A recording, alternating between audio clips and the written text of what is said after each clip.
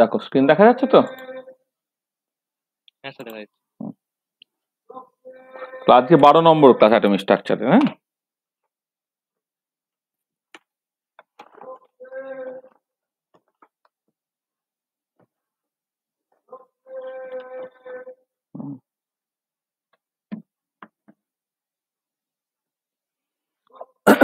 তারপর বলো সব।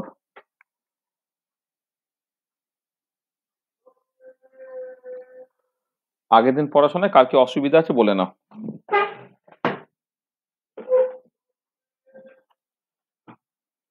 দেখেছো আগের দিন পড়াশোনা দেখেছো?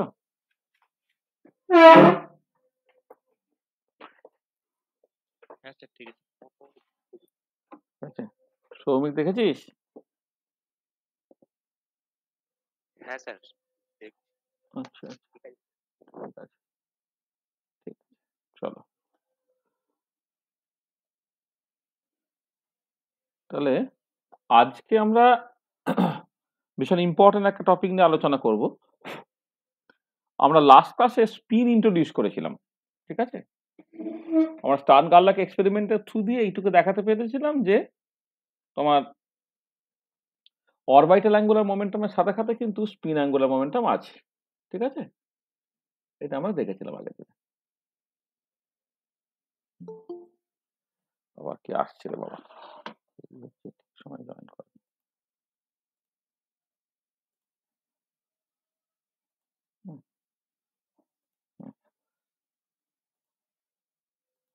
আচ্ছা তাহলে এবারে ইভেন একটা ওয়ান ইলেকট্রন প্রবলেমের ক্ষেত্রে, আমি এখন ওয়ান ইলেকট্রন প্রবলেমের মধ্যেই আছি, মিনি ইলেকট্রন প্রবলেমে পরে ঢুকবো।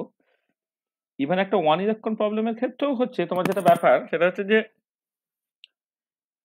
অরবিটাল অ্যাঙ্গুলার মোমেন্টাম এবং স্পিন অ্যাঙ্গুলার মোমেন্টাম দুটোই যদি থাকে তাহলে তাদের মধ্যে ইন্টারাকশনস হবে, সেটাকে বলা হচ্ছে স্পিন অরবিট কাপলিং।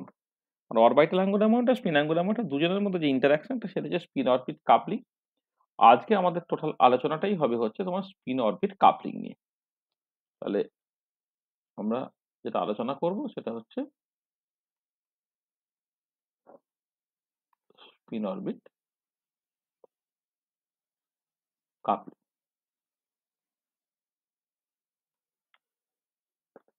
তাহলে এখনো আমি জাস্ট ওয়ান ইলেকট্রন সিস্টেমের মধ্যেই আছি, one electron atom or ions. এখানে এক্ষেত্রে দেয়ার আর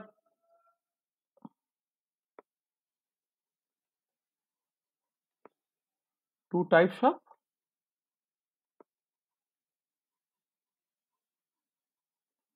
অ্যাঙ্গুলার মোমেন্টাম, তাই তো? একটা হচ্ছে তোমার orbital angular momentum,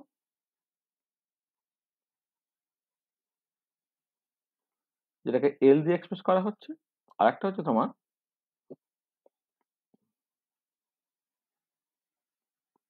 spin angular momentum, S দিয়ে এক্সপ্রেস করা হচ্ছে। অরবিটাল অ্যাঙ্গুলার মোমেন্টাম আর স্পিন অ্যাঙ্গুলার মোমেন্টাম এইটা, ঠিক আছে? এবারে এই এই যে এল এবং এস, এরা তোমার মানে orbital angular momentum can produce magnetic moment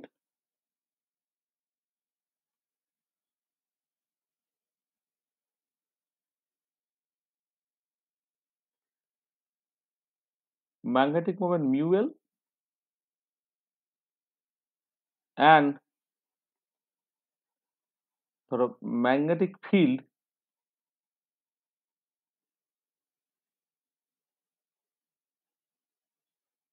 HL। এই অরবিটাল অ্যাঙ্গুলার মোমেন্টাম থাকলে আমরা এর আগে আমাদের ম্যাগনেটিক মোমেন্টের যে কাজে লেগেছে, ম্যাগনেটিক ফিল্ড নিয়ে আমি কথাবার্তা বলিনি, আজকে সেটা বলবো যে অরবিটাল অ্যাঙ্গুলার মোমেন্টাম যখন ম্যাগনেটিক মোমেন্ট যেমন তৈরি করতে পারে তখন সে ম্যাগনেটিক ফিল্ডও তৈরি করতে পারে এইটা।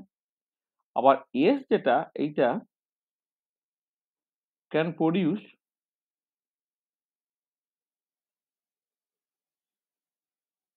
ম্যাগনেটিক মোমেন্ট ধরে না mu S and magnetic field H S, এইটা। ঠিক আছে? তাহলে এটা এই তোমার এই মানে তোমার এ থেকে এল থেকে তুমি মিউ এল এইচ এল পেতে পারো, এস থেকে তুমি মিউ এস এইচ এস পেতে পারো। এবারে যখন তুমি ইন্টারাকশনসটাকে দেখবে যে এমনিতে কি হয়, ইন্টারাকশন এনার্জি যেটা, ইন্টারাকশন এনার্জি আমরা দেখেছিলাম কি না, ইন্টারাকশন এনার্জিটা সবসময় হচ্ছে মাইনাস মিউ ডট এইচ হয়, এটা আমরা করেছিলাম যে যদি ম্যাগনেটিক মোমেন্ট মিউ হয়, এক্সটার্নাল ম্যাগনেটিক ফিল্ড যদি এইচ হয়, তাহলে ইন্টারাকশন হচ্ছে মাইনাস মিউ ডট এইচ। এইটাকে এবার তুমি দু রকম ভাবে দেখবে। এখানে তো আমি কোনো এক্সটার্নাল ম্যাগনেটিক ফিল্ড দিচ্ছি না, হয়তো এমন হতে পারে যে অরবিটাল অ্যাঙ্গুলার মোমেন্টামের সঙ্গে অ্যাসোসিয়েটেড যে ম্যাগনেটিক মোমেন্ট, তার সঙ্গে স্পিন যে ম্যাগনেটিক ফিল্ডটাকে তৈরি করছে তার ইন্টারাকশনসটা। অথবা তুমি এটাকে ভাবতে পারো যে স্পিন থেকে যে ম্যাগনেটিক ফিল্ডটা ম্যাগনেটিক মোমেন্টটা তৈরি হচ্ছে তার সঙ্গে অরবিটাল অ্যাঙ্গুলার মোমেন্টাম যে ম্যাগনেটিক ফিল্ডটা তৈরি করছে তার ইন্টারাকশন। তাহলে আমি এমনিতে ইন্টারাকশন এনার্জি দেখেছি ক্লাসিক্যালি, সেটা হয় মাইনাস মিউ ডট এইচ। এবারে যদি এক্সটার্নাল কোনো ম্যাগনেটিক ফিল্ড না থাকে, তাহলে মিউ আর এইচ আমি কোথা থেকে পাবো না, মিউটা পেতে পারি, মিউটা যদি অরবিটাল অ্যাঙ্গুলার মোমেন্টাম থেকে পাই, তাহলে এইচটা আমি নেবো হচ্ছে স্পিন অ্যাঙ্গুলার মোমেন্টাম থেকে।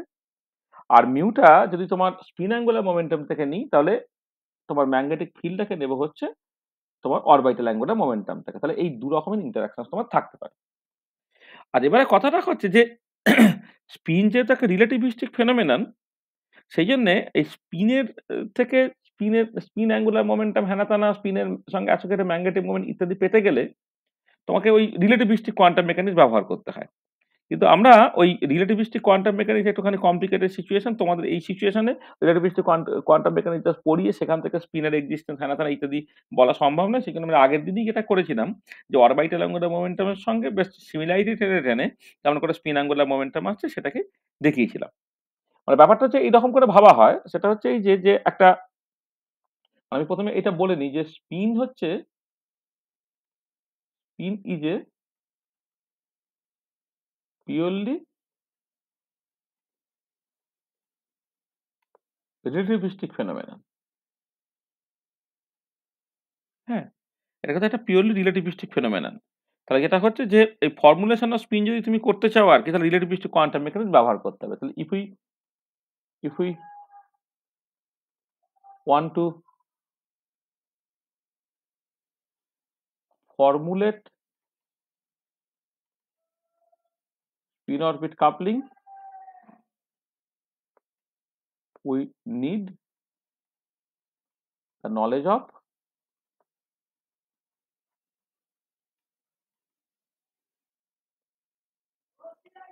relativistic quantum mechanics.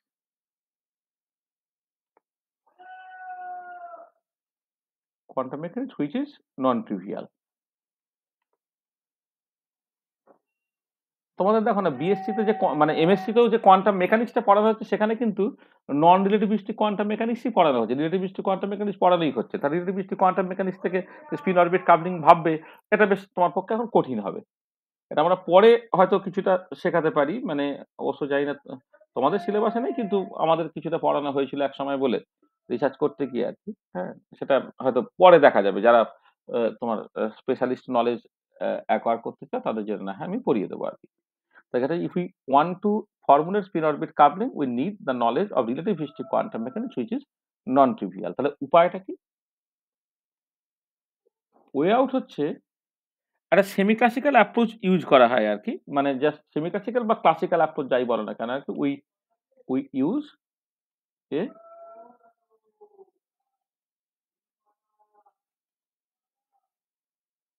we need a semi classical model. আর সেমি ক্লাসিক্যাল মডেলের বেশ মজার জিনিসটা হচ্ছে এরকম, ধরো আমরা কি করি না, আমরা যেটা করি যে এমনিতে ওয়ান ইলেকট্রন সিস্টেমে এই ধরনের নিউক্লিয়াস আছে যার চার্জ হচ্ছে প্লাস জেড ইন্টু ই, এবং আমি ধরে নিই যে এই নিউক্লিয়াসকে কেন্দ্র করে তোমার ইলেকট্রনটা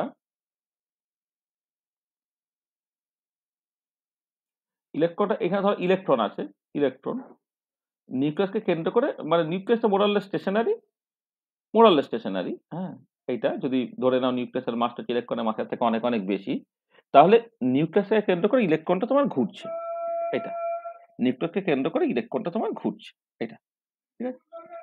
আচ্ছা, এবারে এই যে নিউক্লিয়াসটা কেন্দ্র করে ইলেকট্রনটা ঘুরছে,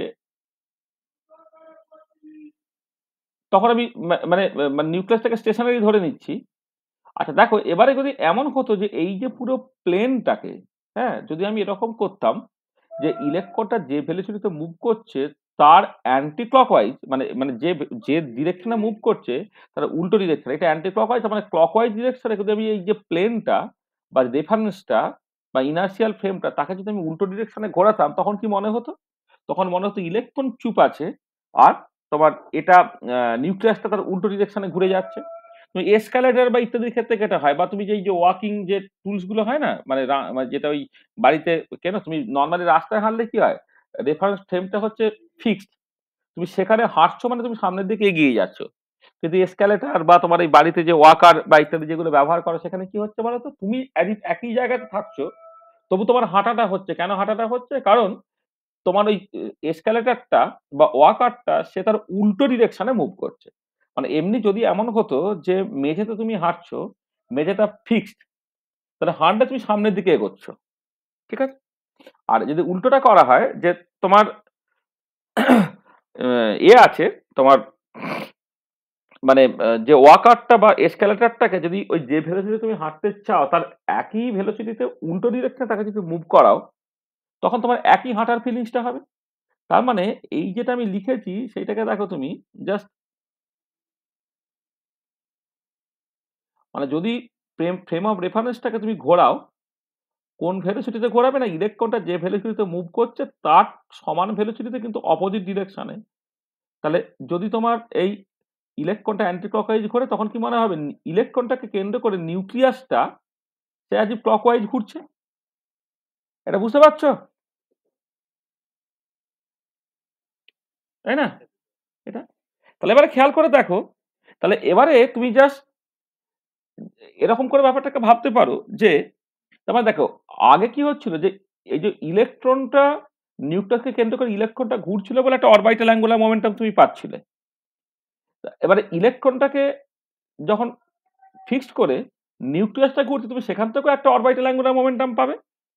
এবারে এই দুটোই অরবিটাল অ্যাঙ্গুলার মোমেন্টাম না পেয়ে, না বলে তুমি জাস্ট ব্যাপারটাকে এইরকম ভাবে ভাবো যে অ্যাজ ইফ যেন একটা হচ্ছে স্পিন আর একটা হচ্ছে তোমার অরবিটাল অ্যাঙ্গুলার মোমেন্টাম। তার মানে এটা দাঁড়াচ্ছে যে তুমি জাস্ট মানে এইটা হচ্ছে, মানে এই যে মডেলটাকে আমি যেরকম ভাবে ভাবলাম সেটা হচ্ছে এরকম যে, তাহলে in the actual picture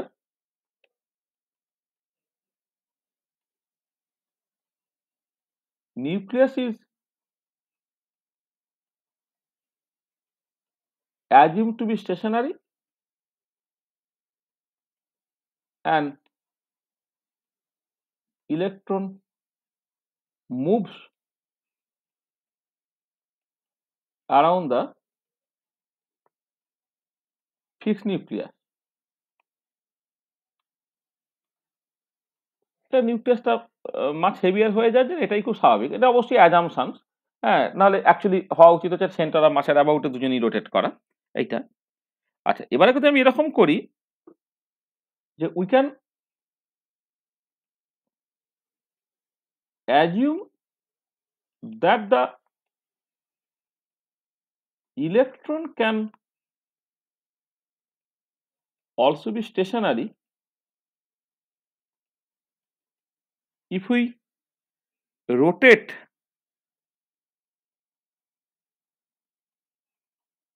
the frame of reference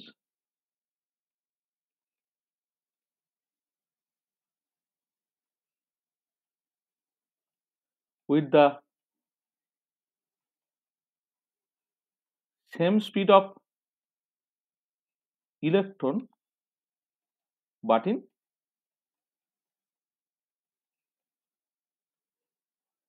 opposite direction, হ্যাঁ, with the same speed of electron but in opposite direction। ঠিক আছে, এইটা তার মানে as if যেন তখন কি হবে যে then nucleus will appear to rotate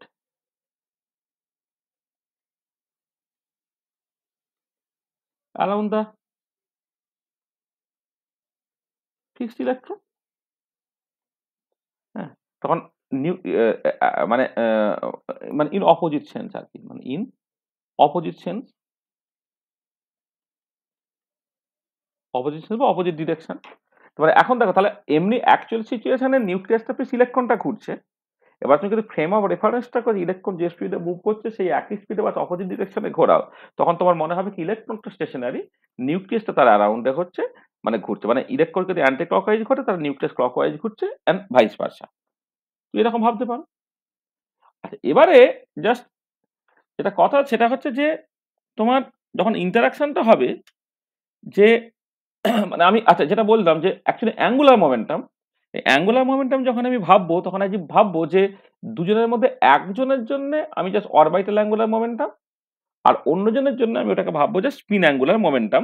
যখন আমার ইন্টারাকশনসটা হবে যে যে দু রকমের অ্যাকচুয়ালি লাগবে, এই যে ধরো তোমার এই যে মিউ এল এবং মিউ এস আমি বলছি, তাহলে একটা হচ্ছে তোমার অরবিটাল অ্যাঙ্গুলার মোমেন্টামের জন্য একটা স্পিন অ্যাঙ্গুলার মোমেন্টামের জন্য, তাহলে এখানে যে ইন্টারাকশনসটা হবে ওই একটা ইলেকট্রন এক অপরের সাথে ইন্টারাক্ট করছে না ভেবে তুমি ভাবো যে অ্যাজ ইফ যেন নিউক্লিয়াস সে তোমার অরবিটাল অ্যাঙ্গুলার নিউক্লিয়াস তার মানে ঠিক আছে একই ব্যাপার মানে আমি অন্যভাবে প্রথমে বলি যে নিউক্লিয়াসের অরবিটাল অ্যাঙ্গুলার মোমেন্টাম আর ইলেকট্রনের স্পিন অ্যাঙ্গুলার মোমেন্টাম তারা ইন্টারাক্ট করছে, অথবা ইলেকট্রনের অরবিটাল অ্যাঙ্গুলার মোমেন্টাম নিউক্লিয়াসের স্পিন অ্যাঙ্গুলার মোমেন্টাম ইন্টারাক্ট করছে। এবার ইন্টারাক্ট তো করা মানে বেসিক্যালি হচ্ছে তোমার ওই একজনের ম্যাগনেটিক মোমেন্টের সাথে আর একজনের তোমার যে ম্যাগনেটিক ফিল্ড তাদের অ্যাকচুয়ালি তোমার ইন্টারাকশনস হবে।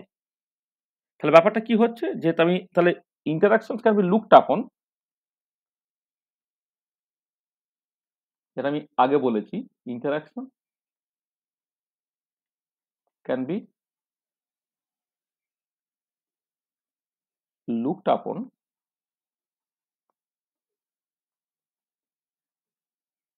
either interaction between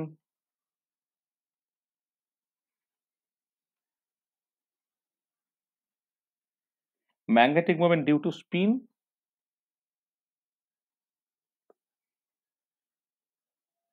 or magnetic moment due to spin মানে due to orbital motion, প্রথমে বলি due to orbital motion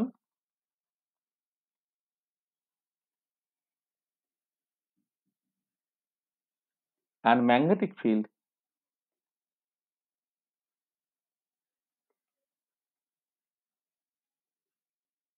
generated by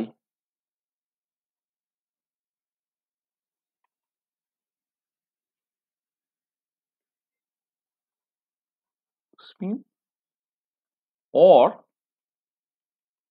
2 নম্বর যেটা হতে পারে, আচ্ছা এটা আমি একটুখানি বলে নিই,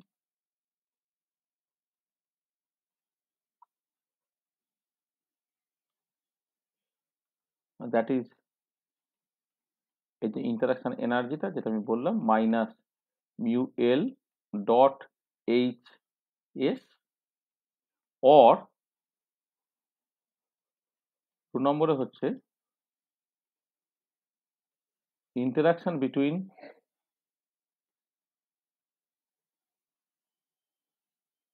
magnetic moment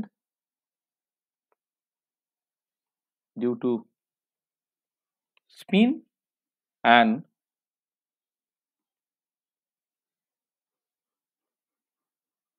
magnetic field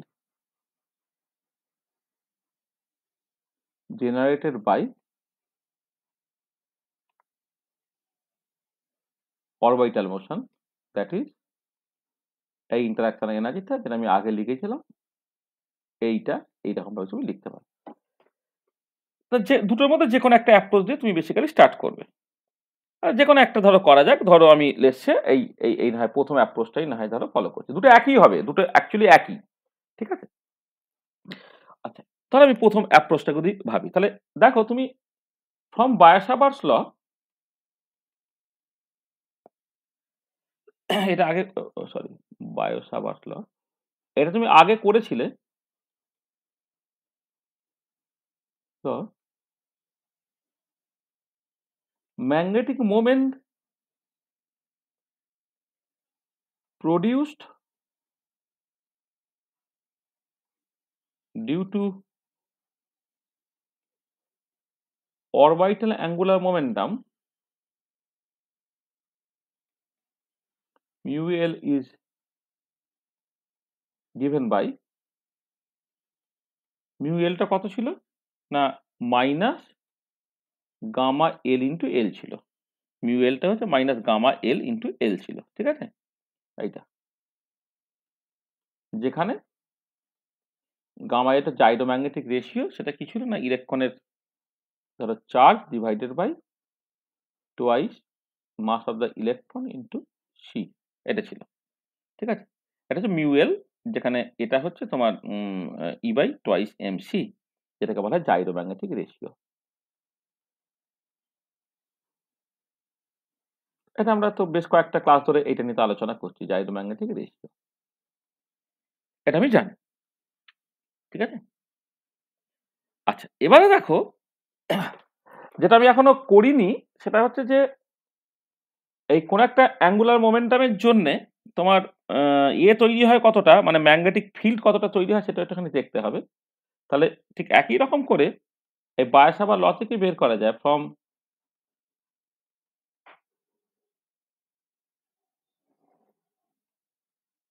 বায়োসাভার law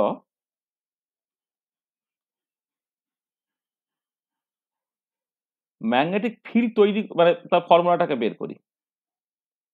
from Biot Savart law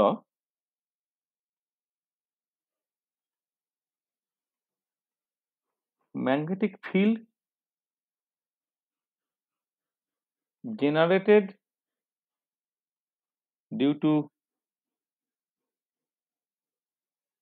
a moving charge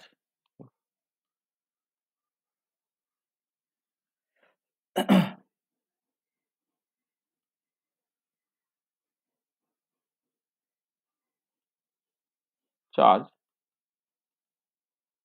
is given by, দেখো ব্যাপারটা কিরকম, ধরো একটা পার্টিকুলার পয়েন্ট থেকে এই ধরো একটা কারেন্ট পাস করছে, একটা কারেন্ট যাচ্ছে। আচ্ছা এবারে যদি আমি এই পার্টিকুলার পয়েন্ট থেকে ধরো এই দূরত্বটাকে আর বলি, আর একটা ছোট্ট লেন তুমি নিলে, ছোট্ট লেনটাকে তুমি ডিএল বলো এইটা, আর এদের মধ্যে যে যে সকল অ্যাঙ্গেলটা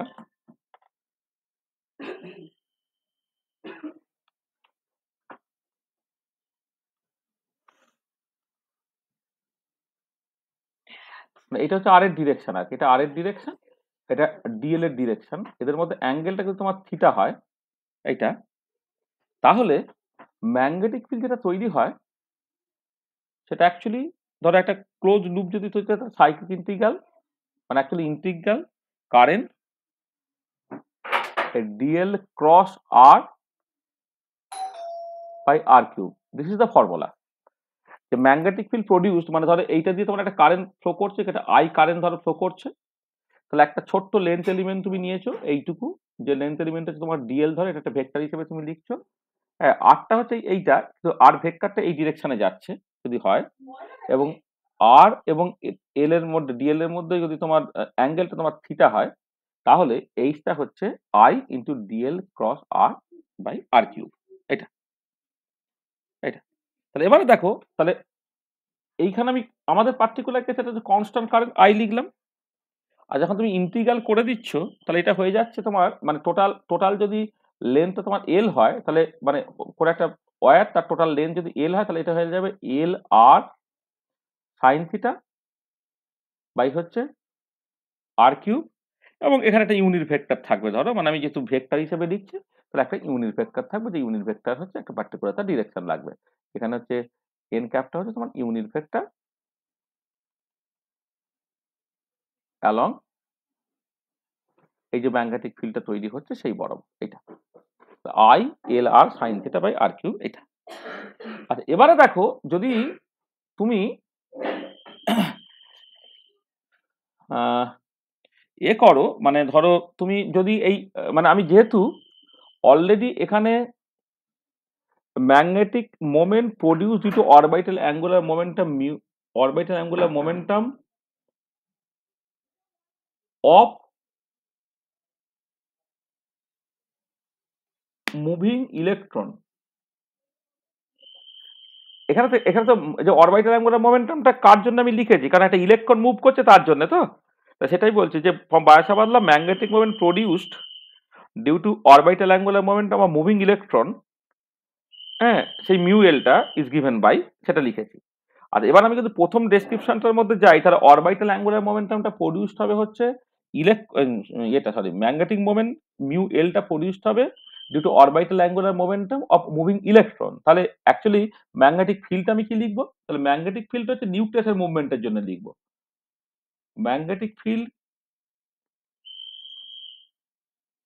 produced due to spin of nucleus is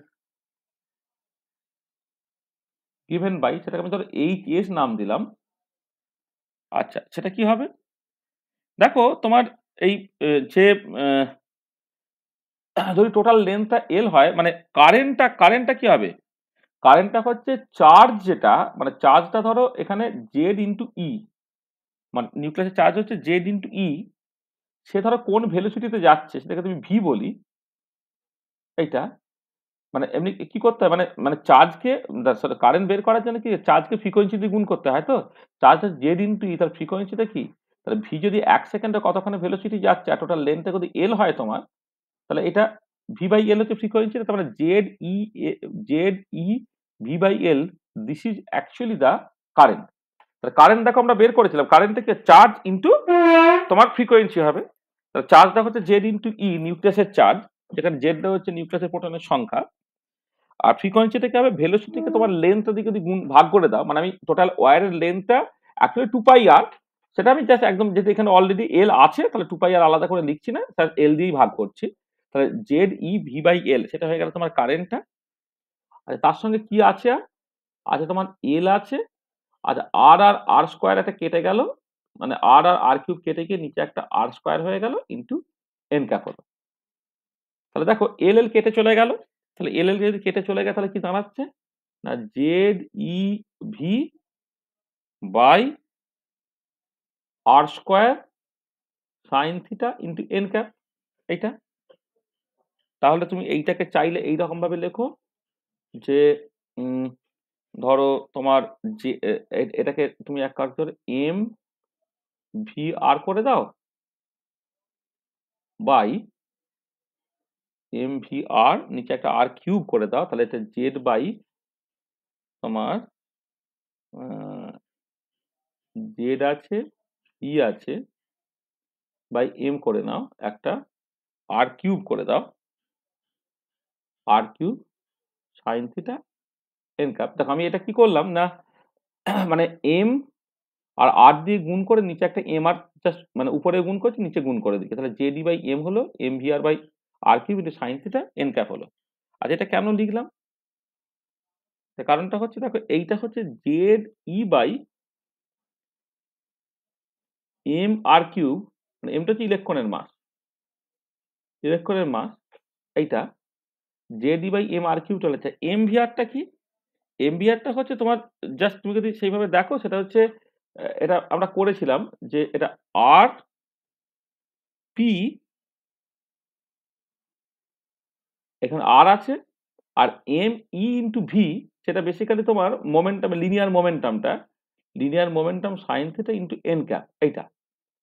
তাহলে যেটা তুমি লিখতে পারছো Z E by M R cube, মানে যে এম ইন্টু ভি সেটা হচ্ছে পি, আর আরটা যেমন আছে, তাহলে আর পি সাইন থিটা মানে কত, আর ক্রস পি, ঠিক আছে, এটা আর ক্রস পি। আচ্ছা এবারে দেখবে যখন আমরা ওই মানে সেই মানে প্রথম দিকে যখন ওই মানে সেই সমারফিল্ড থিওরির সময় থেকেই বেসিক্যালি শুরু করে আর ক্রস পি, এইটা কি দেবে, এটা তো ট্যাঙ্গুলার মোমেন্টাম দেবে, তাই না, মানে আর ক্রস পি তা ট্যাঙ্গুলার মোমেন্টাম দেয়। তা অ্যাঙ্গুলার মোমেন্টামটা, এই অ্যাঙ্গুলার মোমেন্টামটা তোমার আসছে ডিউ টু স্পিন, যেহেতু আমি এখানে magnetic field produce due to spin of nucleus আমি এটা লিখছি, তা সেইটা হচ্ছে তুমি জাস্ট এস লিখে দিলে, তার মানে Z by M R cube into S, এইটা, ঠিক আছে। এইটা হচ্ছে তোমার actually magnetic field produced due to spinning motion of the nucleus.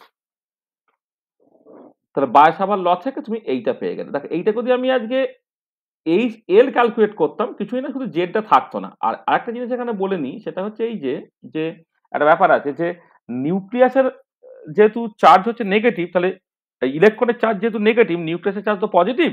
সেই জন্য এখানে এই যে চার্জটা, এই চার্জটা কিন্তু ইলেকট্রনের চার্জের তোমার ম্যাগনিটিউড নিয়ে জাস্ট ভাবতে হবে। হ্যাঁ, এখানে ইলেকট্রনের চার্জের ম্যাগনিটিউড, কারণ নিউক্লিয়াসের চার্জ এটা ইলেকট্রনের চার্জ হচ্ছে অপোজিট, কিন্তু ম্যাগনিটিউডের সমান।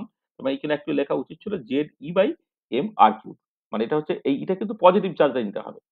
হ্যাঁ, এটা মাথায় রাখতে হবে। দেখো এটা কিন্তু আরেক রকম করে ভাবা যেত, যে তুমি জাস্ট এই ম্যাগনেটিক মোমেন্ট যেটা প্রডিউসড হচ্ছে due to spin of the electron, আর এইখানে তুমি করতে পারতে যে ম্যাগনেটিক ফিল্ড যেটা তৈরি হচ্ছে due to orbital motion of the nucleus, সেভাবে তুমি করতে পারতে। কিন্তু তাহলে ওই ডেসক্রিপশন 2টায় যদি তুমি যেতে, তাহলে এই ইন্টারাকশনটা যদি minus mu S into H L করতে, তখন তুমি ওই রকম ভাবে করতে। আমি কিন্তু mu L into H S করছি, তাহলে অ্যাকচুয়ালি মিউ এলটা তুমি অলরেডি বের করে রেখেছিলাম, আর এইচ এসটা হচ্ছে আমি বায়সাভার ল থেকে আমি এইরকম ভাবে বের করে ফেলতে পারলাম। ঠিক আছে, বোঝা গেল? হ্যাঁ স্যার, বুঝা গেল। আচ্ছা, এবারে এই এইচ এসটাকে একটুখানি গুছিয়ে লিখছি কেমন করে দেখো। এইচ এসটাকে জাস্ট তুমি এই মানে মানে মানে আচ্ছা, এইটা হচ্ছে এই যে এক্সপ্রেশনটা পেয়েছো না, এটা হচ্ছে this is in electrostatic unit. আর ইন ইলেকট্রোম্যাগনেটিক ইউনিট কি হবে, একটা সি দিয়ে ভাগ হয়ে যাবে জাস্ট। কিন্তু ইলেকট্রোম্যাগনেটিক, যেটা আমি আগেও করেছিলাম, মানে মানে ম্যাগনেটিক মোমেন্ট যখন তৈরি করেছিলাম তখন ঠিক একই রকম ভাবে করেছিলাম। তো যেটা কথা হচ্ছে যে ইন দা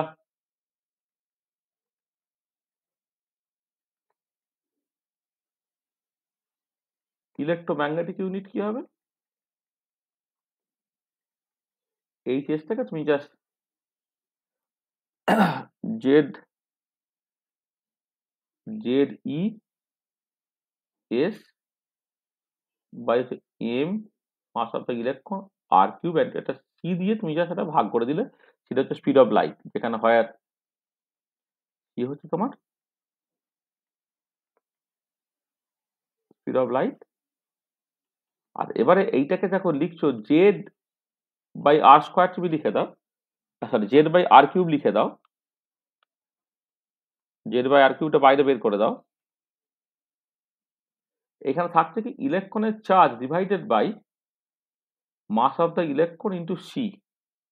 হ্যাঁ, E by M into C, এইটা ইন্টু এস হলো। আর এইটাকে লেখা হোক জেড বাই আর কিউ, এটাকে বলছি গামা এস ইন্টু এস। যেখানে দেখো আমরা আগে বলেছিলাম আগের দিনে যে গামা এসটা হচ্ছে তোমার ওই দুটো পোলারাইজেশন থাকার জন্য অরবিটাল অ্যাঙ্গুলার মোমেন্টাম থেকে যে ম্যাগনেটিক মোমেন্ট হবে যা হয়, স্পিন অ্যাঙ্গুলার মোমেন্টাম থেকে ম্যাগনেটিক মোমেন্টাম তার ডাবল হয়। এইটা হচ্ছে E by M E into C, সেটা হচ্ছে তোমার জাইরোম্যাগনেটিক রেশিও অফ স্পিন। এটা কত হয় মনে আছে, গামা এল বাই টু হয়। এটা হচ্ছে গামা এল বাই টু,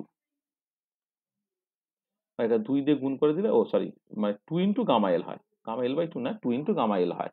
হ্যাঁ, কারণ ওই মানে অরবিটাল অ্যাঙ্গুলার মোমেন্টামের যে জাইরোম্যাগনেটিক ই বাই টোয়াইস এম সি হয়, তাহলে 2 দিয়ে গুণ করে 2 দিয়ে ভাগ করে দিলে এইটা তোমার দাঁড়ায়। তাহলে দেখো এই এসটা এই ফর্মুলাটা তুমি বেসিক্যালি মনে রাখবে। নিউক্লিয়াসের যে স্পিন তার সঙ্গে অ্যাসোসিয়েটেড, নিউক্লিয়াসের যে স্পিন তার সঙ্গে অ্যাসোসিয়েটেড যে তোমার ম্যাগনেটিক ফিল্ডটা, হ্যাঁ, সেইটা হচ্ছে Z by R cube gamma S into S. তাহলে এইটা একটা অ্যাডিশনাল ইনফরমেশন তোমাকে জাস্ট বের করতে হবে। তাহলে দেখো এখন তো আমার ব্যাপারটা হয়েই যাচ্ছে যে তোমার অ্যাকচুয়ালি মিউ এলটা তুমি পেয়ে গেছো, ইলেকট্রনের যে অরবিটাল অ্যাঙ্গুলার মোমেন্টাম তার সঙ্গে অ্যাসোসিয়েটেড ম্যাগনেটিক মোমেন্ট তুমি পেয়ে গেছো, আর নিউক্লিয়াসের যে স্পিন আছে তার সঙ্গে অ্যাসোসিয়েটেড ম্যাগনেটিক ফিল্ড সেটা তুমি পেয়ে গেছে। Now the interaction energy is,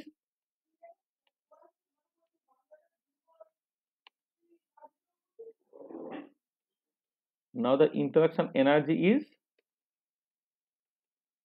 ইন্টারাকশনটা কি না মাইনাস মিউ ডট এইচ, আর এই মিউটা হচ্ছে তোমার বেসিক্যালি এল এর জন্য, এই এইচটা হচ্ছে এস এর জন্য, তাহলে মাইনাস আচ্ছা ইন্টারাকশন এনার্জিটা কি আছে না তুমি জাস্ট ওই একবারে মানে এটা বসিয়ে দিচ্ছি যে তোমার মিউ এলটাতে minus gamma L into L, তাহলে minus gamma L into L যদি তুমি করো তাহলে মাইনাস অফ মাইনাস সেকেন্ড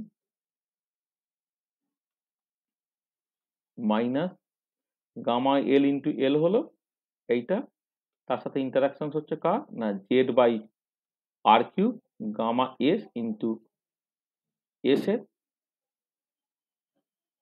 এইটা, তাহলে মাইনাসে মাইনাসে প্লাস করো তুমি এসে, তাহলে মাইনাসে মাইনাসে প্লাস হয়ে গেল, তাহলে জেড বাই আর কিউব একটা রইল, গামা এল হলো, গামা এস হলো, এল ডট এস হলো এইটা। তাহলে দেখো এই ইন্টারাকশন এনার্জিটা তোমার এইরকম দাঁড়ালো।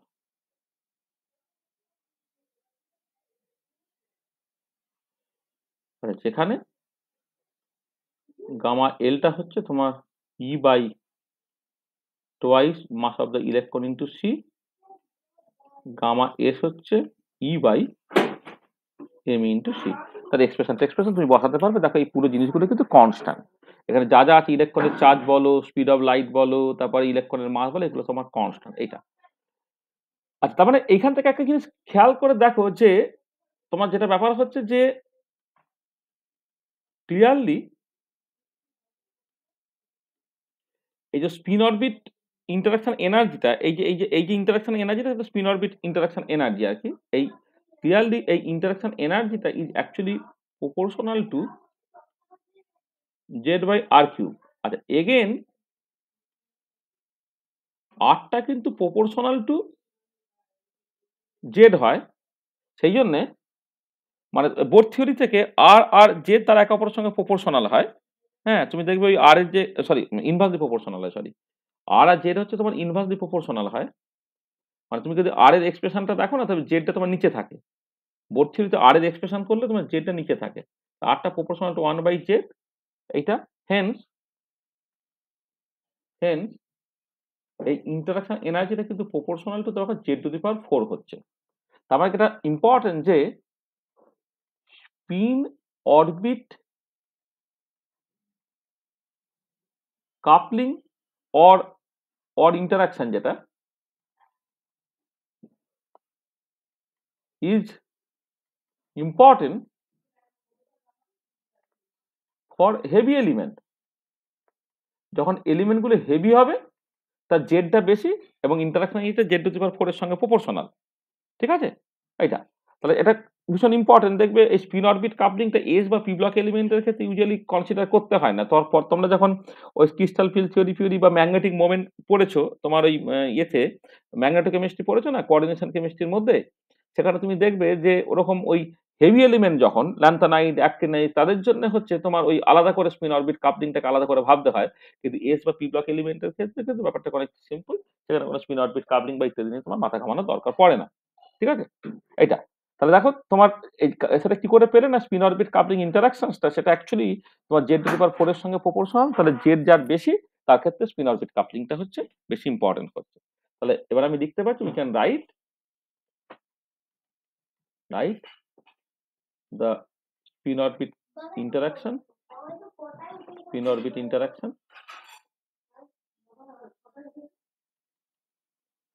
এইটা হচ্ছে তোমার বেসিক্যালি ধর একটা কনস্ট্যান্ট লিখলাম যাই ইনটু এল ডট এস, যেখানে যাইটা হচ্ছে তোমার তোমার Z by R cube gamma L into gamma S বা Z by R cube E by twice mass of the electron into speed of light into E by M into C, মানে Z E square by twice M E square R cube C square. এইটা হচ্ছে is the spin orbit coupling constant. Spin orbit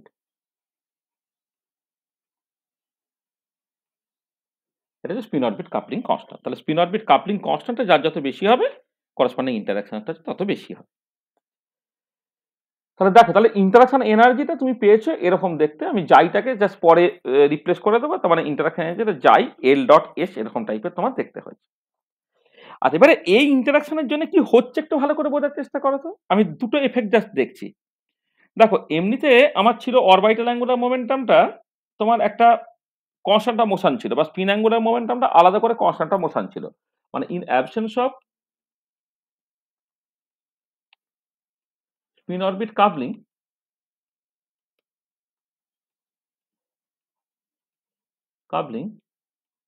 L and S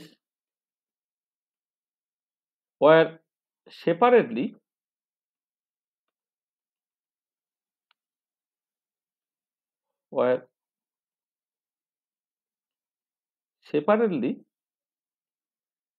to constant of motion।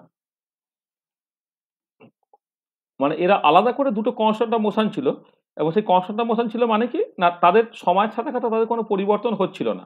অর্থাৎ DL by DT তুমি করে দেখেছিলে, সেটাও zero ছিল, এবং automatically যদি স্পিনের সাথে orbital angular moment, spin angular moment মানে অরবিটাল অ্যাঙ্গুলার মোমেন্টামের সাথে স্পিন অ্যাঙ্গুলার মোমেন্টামের কোনো ইন্টারাকশন না হয়, ডিএস বাই টি টু তার মতো করে জিরো হবে। এই যে ডিএল বাই টিটি কে জিরো হয়, সেটা আমরা বোর্ড থিওরি যখন করেছিলাম তখন থেকে দেখেছিলাম যে angular momentum is a constant of motion, ও স্পিন অ্যাঙ্গুলার মোমেন্টাম একটা কনস্ট্যান্ট অফ মোশন। আচ্ছা, এবারে কথা হচ্ছে যে যে in presence of spin angular momentum কি হচ্ছে, in presence of spin orbit coupling কি হচ্ছে দেখো। কাপলিং দেখো, আচ্ছা, ডিএল বাই ডিটি যখন আমি লার্মার প্রিসিশন দেখেছিলাম তখন ডিএল বাই ডিটি কি হয় না, সেটা হচ্ছে তোমার মিউ ক্রস এইচ হয়, এটা তুমি দেখেছিলে। তাহলে এটাকে জাস্ট আমি, এটা mu S R H L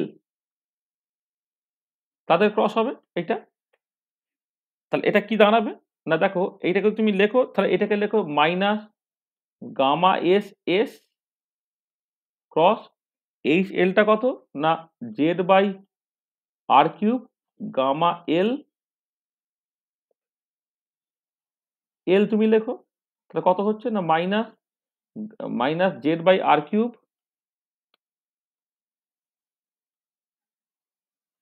minus Z by R cube. মানে এটা যে স্পিনের জন্য, স্পিন অ্যাঙ্গুলার মোমেন্টামের জন্য ম্যাগনেটিক মোমেন্ট নিয়ে লিখেছি, আর অরবিটাল অ্যাঙ্গুলার মোমেন্টামের জন্য তুমি ম্যাগনেটিক ফিল্ডটাকে লিখেছো। তাহলে minus Z by R cube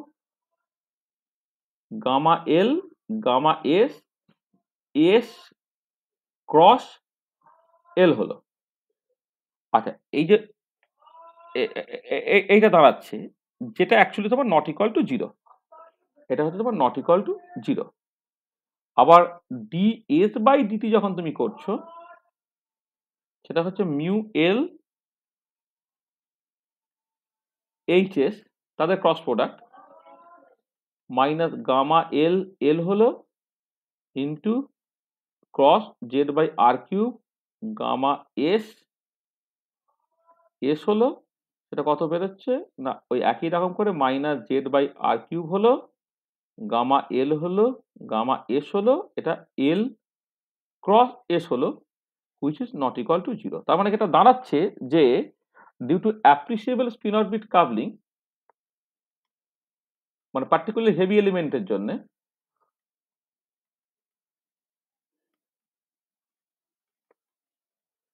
spin orbit coupling individually L and S are no longer constant of motion। তার কিন্তু আলাদা করে আর কনস্ট্যান্ট অফ মোশন কিন্তু থাকতে পারলো না, ঠিক আছে, আর no longer constant of motion, ঠিক আছে এটা। আচ্ছা, এবারে দেখো তুমি এক কাজ করো, D DT of L plus এসটা করে দেখি তো একসাথে কি হচ্ছে।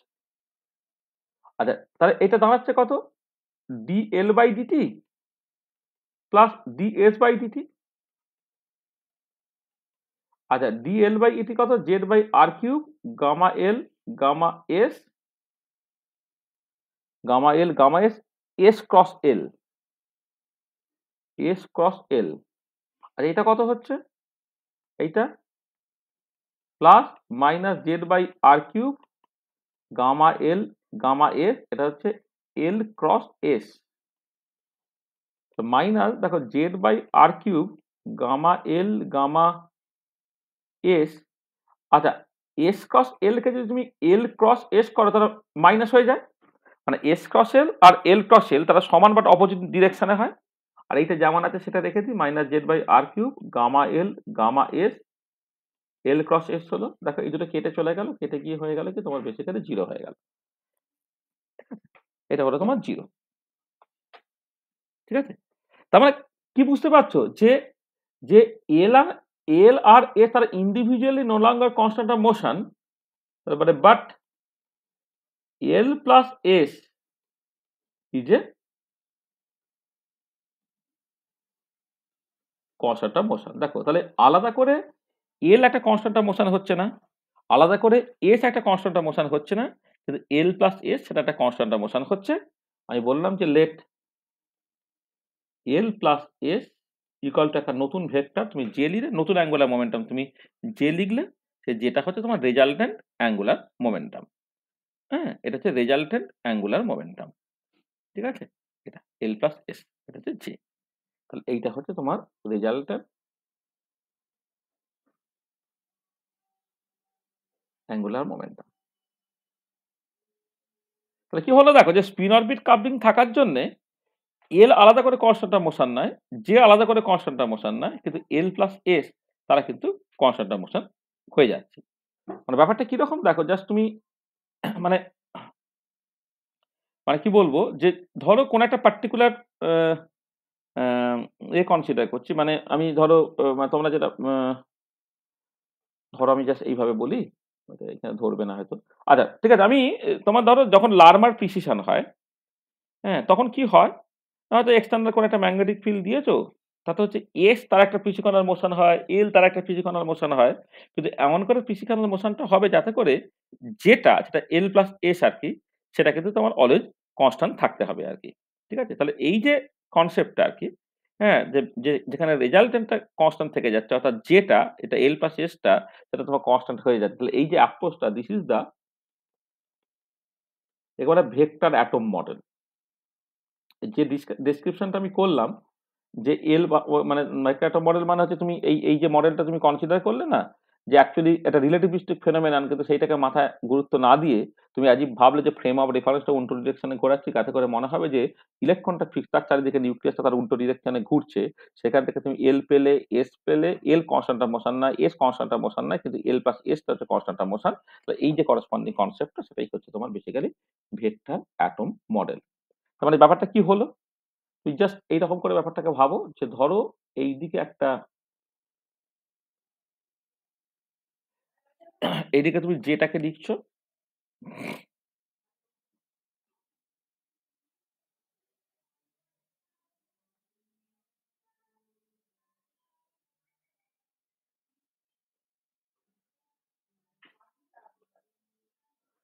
না এক সেকেন্ড,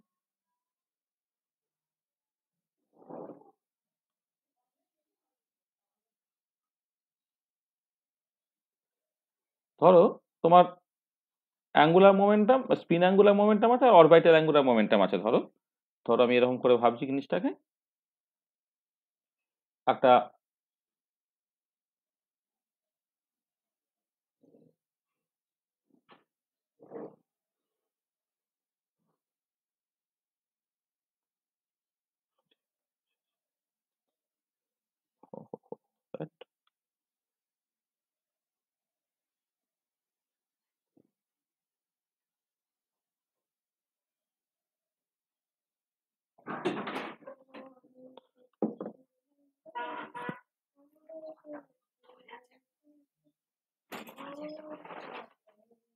আমি রেজাল্টেন্ট আঁকবো তো মানে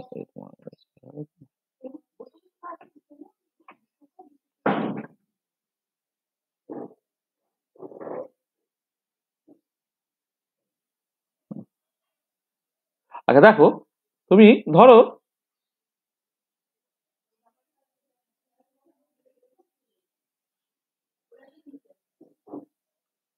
ধরো এইটা হচ্ছে তোমার এল,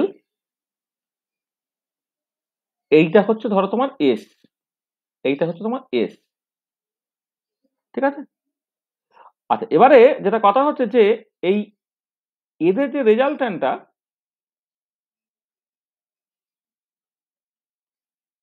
সেটা হচ্ছে জে, এটা হচ্ছে জে, যেটা হচ্ছে তোমার এল প্লাস এস, এটা। আচ্ছা, এবারে ব্যাপারটা দেখো যে তোমার অ্যাকচুয়ালি যেটা হচ্ছে যে তোমার এস কিন্তু কনস্ট্যান্ট অফ মোশন এখন নয়, তাহলে এস যদি কনস্ট্যান্ট অফ মোশন না হয় তাহলে এস সে সময়ের সাথে সাথে তার একটা পরিবর্তন হতে পারে। এস যদি কনস্ট্যান্ট অফ মোশন না হয় তাহলে এস এর একটা পরিবর্তন তুমি দেখাচ্ছ, অন্য কালি ব্যবহার করে তাহলে সুবিধা হবে। এটা ধরো এস, তাহলে তার একটা প্রিসিশনাল মোশন,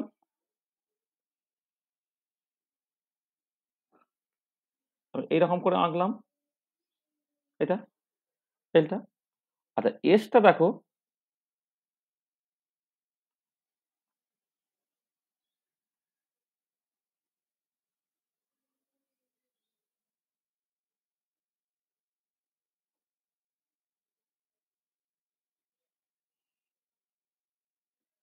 সেও তোমার রোটেট করতে পারে, কারণ এলটাও সময়ের সাথে সাথে তোমার পাল্টাতে পারে এইটা। কিন্তু রেজাল্টেন্টটা এমন হবে যেটা, সেইটা কিন্তু তোমার কোনোভাবে পাল্টাবে, তাহলে এল পাল্টা, দেখো ব্যাপারটা হচ্ছে এল সে সময় সাথে সাথে পাল্টাচ্ছে, DL by DT not equal to zero, DS by DT not equal to zero, কিন্তু তোমার যেটা ডি জে বাই ডিটি, হ্যাঁ, এইটা হচ্ছে তোমার জিরো হচ্ছে, অর্থাৎ মানে এমন ভাবে এল এবং এস পাল্টাবে যাতে করে হচ্ছে যেটা এল প্লাস এস সেটা কেন কনস্ট্যান্ট থাকে। তার মানে দেখো, জাস্ট এল এবং এস সে অ্যারাউন্ড জে এর অ্যাবাউটে সে কিন্তু একটা প্রিসিশনাল মোশনটা থাকবে। তার মানে যেটা দাঁড়াচ্ছে যে এল অ্যান্ড এস হ্যাভ এ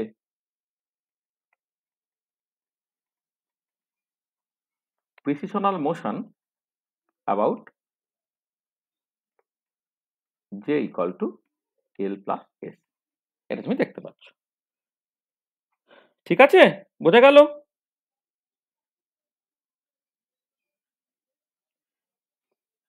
ঠিক আছে তো?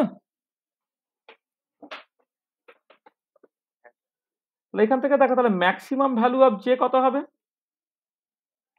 যে দুটো ভেক্টর যোগ হচ্ছে, তাহলে ম্যাক্সিমাম ভ্যালু অফ জে যেটা, তুমি যদি ম্যাগনিটিউড বলো আর কি, সেটা কি হবে না, এটা বেসিক্যালি এল এবং তার একই ডিরেকশনে যদি থাকে, এদের দুটো ম্যাগনিটিউডের যোগফল হয়ে যাবে। আর মিনিমাম ভ্যালু অফ জে কত হবে? এটা ম্যাক্সিমাম ভ্যালু, এটা মিনিমাম ভ্যালুটা সাডেনলি কিন্তু অপোজিট ডিরেকশনে কাজ করে, এল মাইনাস এস এটা হবে। এবারে এবারে এই যে তোমার জে এর যে অ্যালাউড ভ্যালুগুলো, সেটা জে ম্যাক্স থেকে J min with unit interval হবে, ঠিক আছে? তার মানে এটা দাঁড়াচ্ছে যে allowed values of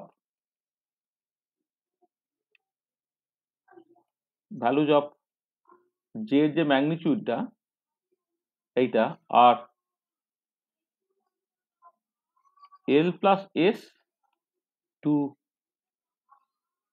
L minus S with unit interval, L plus S to L minus S with unit interval, সেটা হচ্ছে তোমার এর ভ্যালুটা, তোমার জে এর ভ্যালুটা, L plus S to L minus S with unit interval.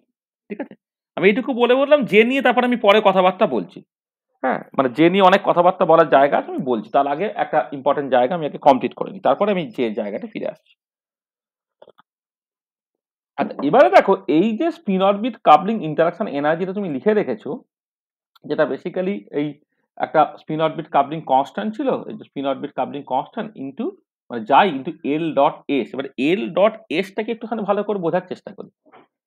আচ্ছা, এল ডট এসটাকে কি বোঝার জন্য তুমি এক কাজ করো, দেখো নাও, তুমি না জে ডট যেটাকে করে দেখো তো কি হচ্ছে।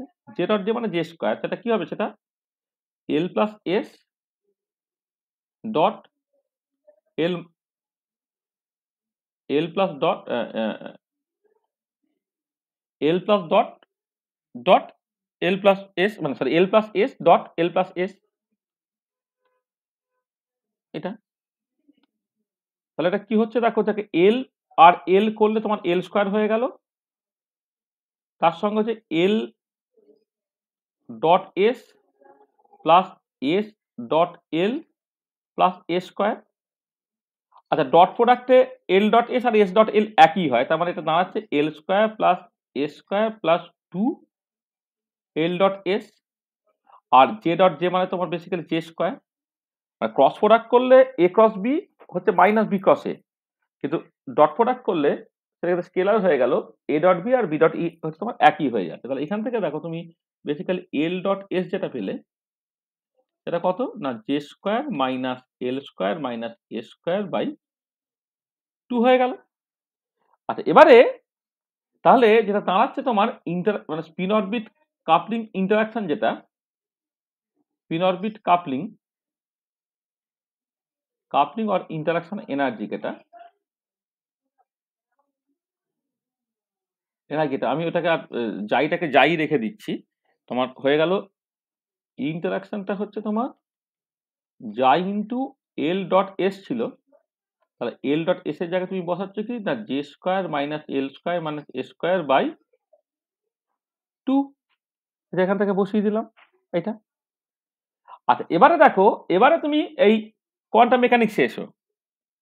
এখানে জে স্কোয়ারটা কি, জে স্কোয়ারটা তুমি নিশ্চয়ই লিখবে জাস্ট 1 ইলেকট্রন প্রবলেমের জন্য J into J plus 1 H cross square minus L into L plus 1 H cross square, এসটা হচ্ছে minus S into S plus 1 H cross square by 2।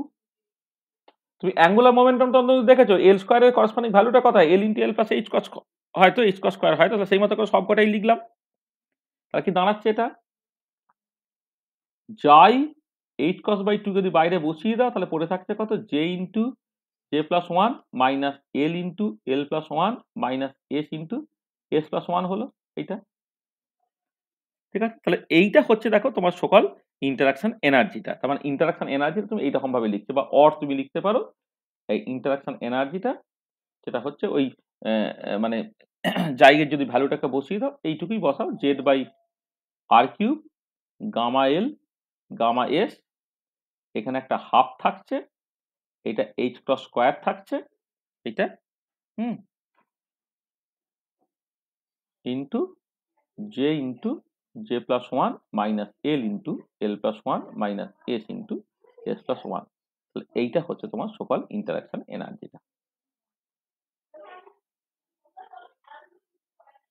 যেখানে জাইরোম্যাগনেটিক রেশিওর ভ্যালুগুলোকে বসিয়ে দিলে তুমি অ্যাকচুয়ালি এনার্জি, ইন্টারাকশন এনার্জির পুরো এক্সপ্রেশনটা পেয়ে গেলে। ঠিক আছে, পরিষ্কার?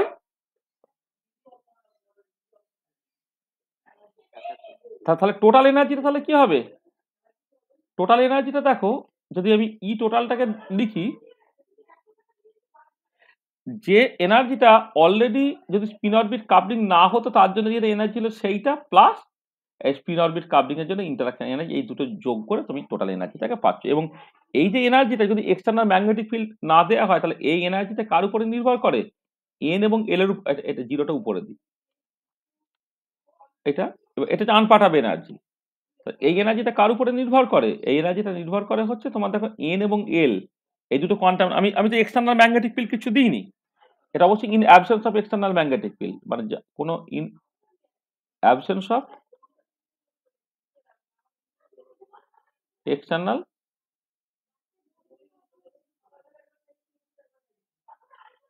In absence of external magnetic field এনার্জিটা এন এবং এল এর উপর ডিপেন্ড করে। তুমি দেখেছো এম এল এর উপর ডিপেন্ডেন্সটা কখন আসে, যখন এক্সটার্নাল ম্যাগনেটিক ফিল্ডটাকে দেওয়া হয়, তাহলে এটা এন এবং এল এর উপর ডিপেন্ড করছে। তার সাথে সাথে একটা ইন্টারাকশন এনার্জি তোমার চলে এলো, যে ইন্টারাকশন এনার্জিটা স্পিন অরবিট কাপলিং এর জন্য, সেটা তোমার জে এল এস ইত্যাদি সবকিছুর উপরে নির্ভর করবে। ঠিক আছে, বোঝা গেল? আচ্ছা আচ্ছা, এবারে তুমি জাস্ট সিম্পলি একটা জিনিস দেখো, দেখো আমরা জাস্ট মিনিট পরেও সময় ব্যবহার করব, বেশিক্ষণ পড়াবো না। এবারে ধরো তুমি ধরো অ্যালকালি মেটাল একটা কনসিডার করো, অ্যালকালি মেটাল মানে lithium, sodium, potassium, rubidium, caesium, francium, এদের কথা বলছি। আর এদের ক্ষেত্রে যদি ইলেকট্রনিক কনফিগারেশনটাকে দেখো তাহলে একটা ইনার ক্যাশ ইলেকট্রনিক কনফিগারেশন পেলে তুমি, তারপরে যে ইলেকট্রনটা থাকে সেটা NH1 ইলেকট্রন। তার মানে এক্ষেত্রে যেটা ট্রানজিশনটা ঘটে, লোয়েস্ট এনার্জি ট্রানজিশন যেটা,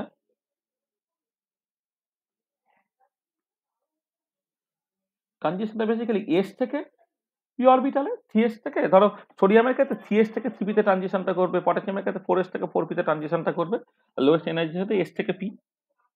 তাহলে এবারে in absence of any spin orbit coupling, s to p transition, absorption হলে s to p আর এমিশন হলে p থেকে s transition gives a single line। কোনো এক্সটার্নাল ম্যাগনেটিক ফিল্ড আর কিন্তু কিছু নেই, মানে এখানে আমি বারবার বলছি, তাহলে তুমি আবার ভাববে যে এই পিতে তো এমএল এর 3টে পসিবল ভ্যালু বলে 3টে ভাগে ভেঙে গেল, এসব কিছু ভাবছি না কিন্তু।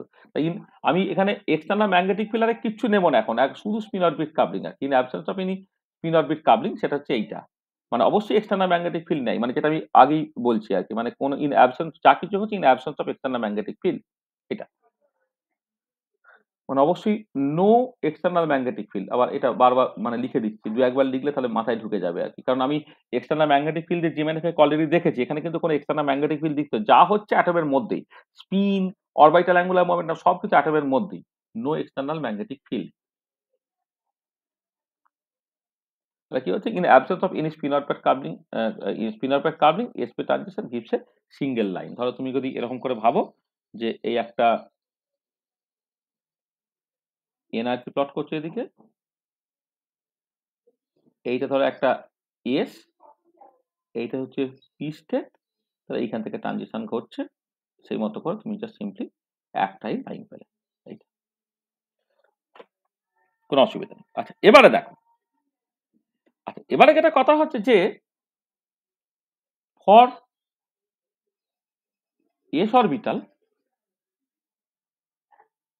এই তোমার যদি এলটাকে দেখো বা কোয়ান্টাম নাম্বার অনুযায়ী বল, আচ্ছা ঠিক আছে আমি এলই বলছি, মানে এলটা হচ্ছে তোমার বেসিক্যালি 0, যেহেতু একটা ইলেকট্রন আছে, এসটা হচ্ছে হাফ, তাহলে যেটা কথা হবে না L plus S to L minus unit interval, তাহলে যেটা জাস্ট সিম্পলি হাফই হলো, আর যেটা কত L plus S to L minus S with unit interval, তাহলে যেটা হচ্ছে তোমার হাফই হলো এটা।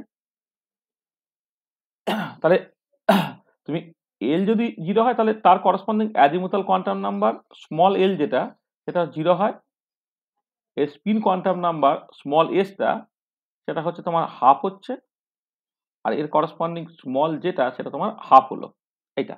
এইটা যদি হয় তাহলে করসপন্ডিং এনার্জিটা খেয়াল করে দেখো, এই যে এস এর জন্য করসপন্ডিং এনার্জিটা, যেটা আগে যে এনার্জিটা ছিল সেইটা তো আছেই, যেখানে ধর এন এর ভ্যালু লিখলাম আর এল এর ভ্যালু এখানে হচ্ছে 0, মানে আমি এন এস অরবিটাল বলছি আর কি, এন এটা ঠিক আছে, মানে এন মানে এখানে মানে এটা হচ্ছে এস অরবিটাল বোঝাচ্ছি আর কি, মানে বেসিক্যালি এটা এটা এই যে এসটা পর এস অরবিটাল আর কি, আর পরে আমি পি অরবিটালের জন্য করব। তাহলে ই হচ্ছে এন করে একটা গিভেন এন, সোডিয়াম করছে না পটাশিয়াম করছে না রুবিডিয়াম করছে, তার মতো করে গিভেন এন থাকবে, আর তার যে এল এর করসপন্ডিং ভ্যালুটা হচ্ছে 0, সেই এনার্জিটা যেমন আছে আছে, তার সঙ্গে ইন্টারাকশন এনার্জিটা কত হবে, আর ইন্টারাকশন এনার্জিটা এখান থেকে খেয়াল করো যে এই যে প্রথমের পার্টটা এটা একটা কনস্ট্যান্টের মতো, তাই তো, তাহলে এই প্রথমের পার্টটাকে তুমি জাস্ট একটা ফাংশন অফ আর লিখে রাখো, মানে এই যে পুরো পার্টটা, এই যে পুরো পার্টটা এটা তো একটা কনস্ট্যান্ট, এই কনস্ট্যান্টটাকে আমি ফাংশন অফ আর বলে রাখছি। তো এটা হচ্ছে তোমার ফাংশন অফ আর হলো এটা। আচ্ছা এবারে ইন্টারাকশন এনার্জিতে কি আছে না, J into J plus one minus L into L plus one minus S into S plus one. তা J into J plus one মানে হচ্ছে তোমার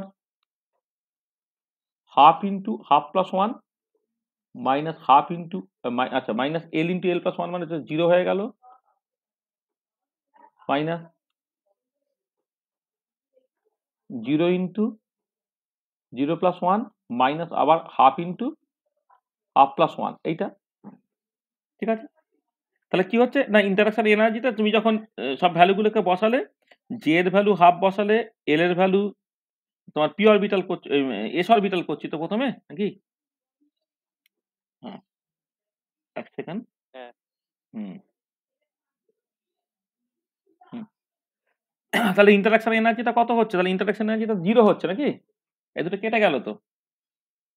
এটা হচ্ছে 0, মানে এইটা 0, এটা হচ্ছে তোমার বেসিক্যালি 0 হয়ে গেল। তাহলে এই s অরবিটালটা এটা কিছু চেঞ্জ হলো না, এটা 0 হলো। এবারে চলে এসো p orbital.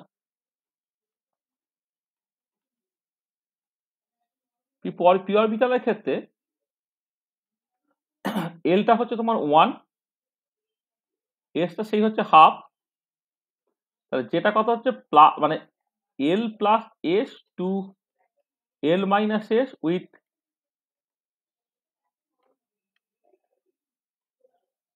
Unit interval. l plus s হচ্ছে 3/2 থেকে হচ্ছে l মাইনাস হচ্ছে হাফে যাবে, 3/2 আর হাফ দুটো ভ্যালু হবে। j এর ভ্যালু হচ্ছে 3/2 হতে পারে আর তোমার হাফ হতে পারে, ঠিক আছে?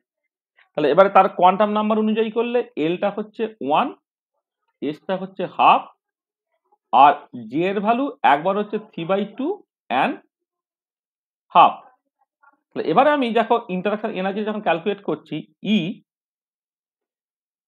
আচ্ছা p অরবিটালের জন্য যেখানে j এর ভ্যালুটা হচ্ছে ধরে নাও তোমার 3/2 টা প্রথমে করছি এইটা, তাহলে কত হবে? এটা আনপার্ট অফ এনার্জি এটা ছিল তোমার n এবং p অরবিটালের জন্য আনপার্ট অফ এনার্জিটা একটা ছিল প্লাস fr, যে হচ্ছে 3/2 into 3/2 plus 1 minus 1 into 1 plus 1, মানে minus l into l plus 1 যেটা আর কি সেটা বসালাম, এইটা এটা minus s into s plus 1, এসটা হচ্ছে minus half into half plus 1 এইটা। তাহলে এটা আনপার্ট অফ এনার্জি এটা ছিল প্লাস এফ আর, আর করে দেখো তো কত বেরোচ্ছে। এটা হচ্ছে 3/2 প্লাস 1 মিলে হচ্ছে তোমার হয়ে গেল কত, 5/2, তাই তো? তাহলে 15/4 এটা নাকি, -2 মাইনাস এটা হচ্ছে 3/2 প্লাস 1/4 মানে 3/4 নাকি বলো তো? দেখো ঠিক করছি তো নাকি?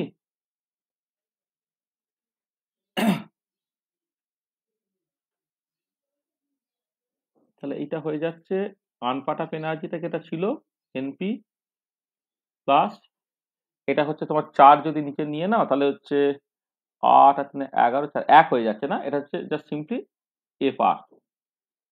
দেখো এটা হচ্ছে 4 নিচে নাও তুমি, তাহলে 15 মাইনাস 8 মাইনাস 3 আর 3 11, তাহলে 15 মাইনাস 11 যা 4/4 মানে এফ আর জাস্ট সিম্পলি, ঠিক আছে না? হ্যাঁ ঠিক আছে, ঠিক আছে। ক্যালকুলেশন ঠিক করেছি তো? হ্যাঁ স্যার ঠিক আছে, হ্যাঁ স্যার ঠিক আছে। হুম।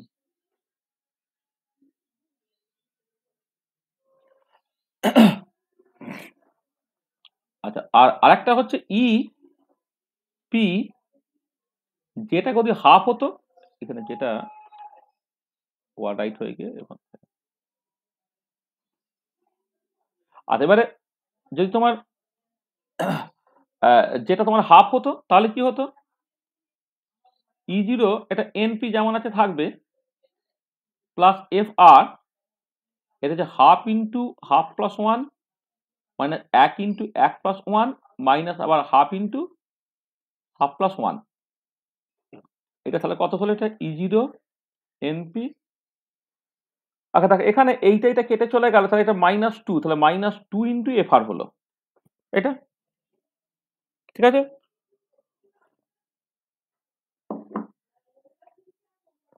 ঠিক করেছি তো? হুম, হ্যাঁ ঠিক আছে। আচ্ছা, ঠিক আছে।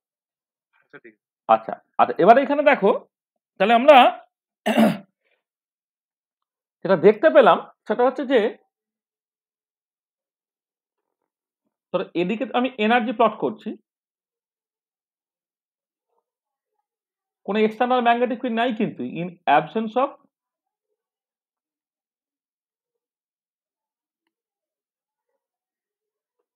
স্পিন অরবিট কার্লিং, তার সঙ্গে no external magnetic field, no H. এ একটা অরবিটাল ছিল, এ একটা অরবিটাল ছিল, এটা তোমার এস, এটা হচ্ছে পি, এটা। আর এবারে ইন প্রেজেন্স অফ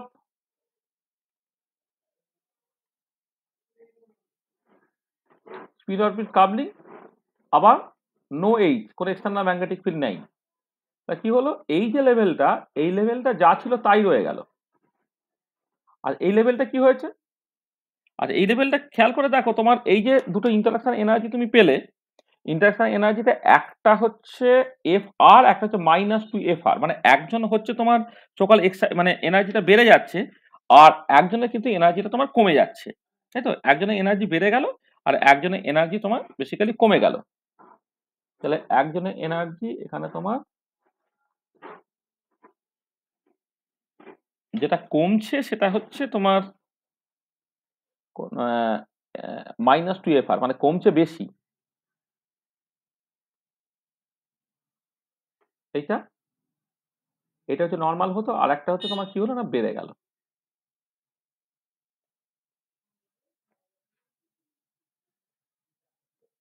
এটা আচ্ছা, এবার একটা জিনিস বলি, যে একটা স্টেট, মানে এটা এটা পরে শেখাবো ভালো করে। ধরো কোন একটা টার্ম, ধরো একটা মানে টার্ম সিম্বল আমি তোমার পরে শেখাবো। টার্ম সিম্বলটা যদি তুমি 2s+1 এল জে এরকম ভাবে লেখো, তাহলে এসটা হচ্ছে হাফ এখানে, তাহলে এই যে স্টেটটা, তাহলে এটা হচ্ছে 2, আর এল এর ভ্যালু 0, মানে 1s অরবিটাল যেটা, মানে এস অরবিটাল যেটা, এটা 2, এইটা হচ্ছে তোমার এস হলো, আর জে এর ভ্যালু ছিল কত, জে এর ভ্যালু তোমার হাফ ছিল।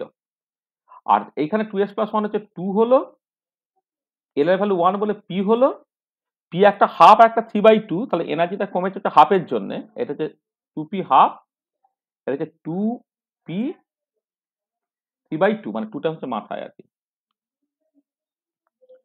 আমি আমি টার্মগুলোকে লিখছি, টার্ম সিম্বল তোমাকে আমি পরে শেখাবো, মানে তোমরা বিএসসি তে শিখেছো, তবু আমি আবার শেখাবো। তাহলে দেখো এইখানে যেটা হলো, যে এইটার এনার্জি হচ্ছে তোমার মানে 2s হাফ স্টেট যেটা, তার এনার্জিটা in presence of spin orbit coupling কিছু পাল্টাচ্ছে না।